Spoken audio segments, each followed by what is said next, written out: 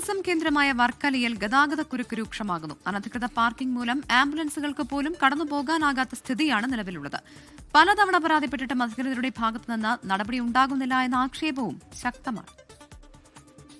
വർക്കല ടൗണിൽ നിന്നും ബീച്ച് റോഡിലേക്കുള്ള പാതയിലാണ് അനധികൃത പാർക്കിംഗ് കാരണം ഗതാഗതക്കുരുക്ക് രൂക്ഷമാകുന്നത്.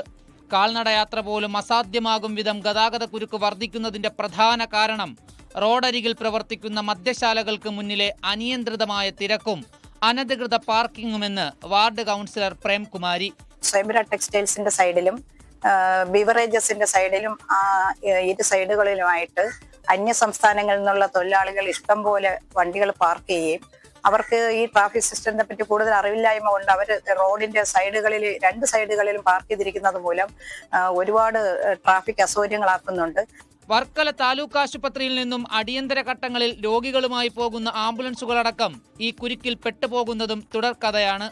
ഈ പ്രശ്നത്തിന് എത്രയും പെട്ടെന്ന് പരിഹാരം കാണണമെന്നാവശ്യപ്പെട്ട് വാർഡ് കൗൺസിലറുടെ നേതൃത്വത്തിൽ നാട്ടുകാർ അധികൃതർക്ക് നിരവധി തവണ പരാതി നൽകിയിട്ടുണ്ട്. എന്നാൽ ഇവരുടെ ഭാഗത്ത് നിന്ന് യാതൊരു നടപടിയും ഇതുവരെ ഉണ്ടായിട്ടില്ലെന്നും നാട്ടുകാർ ആരോപിക്കുന്നു.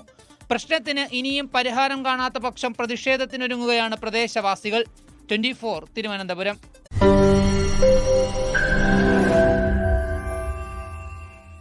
ലോകത്തെവിടെയായാലും ഏത് സമയത്തും 24 വാർത്തകളും ഓഗ്മെന്റഡ് റിയാലിറ്റി പാക്കേജുകളും എക്സ്പ്ലെയിനറുകളും വിശദമായി കാണാൻ ഞങ്ങളുടെ യൂട്യൂബ് ചാനൽ നിങ്ങൾക്ക് സബ്സ്ക്രൈബ് ചെയ്യാം.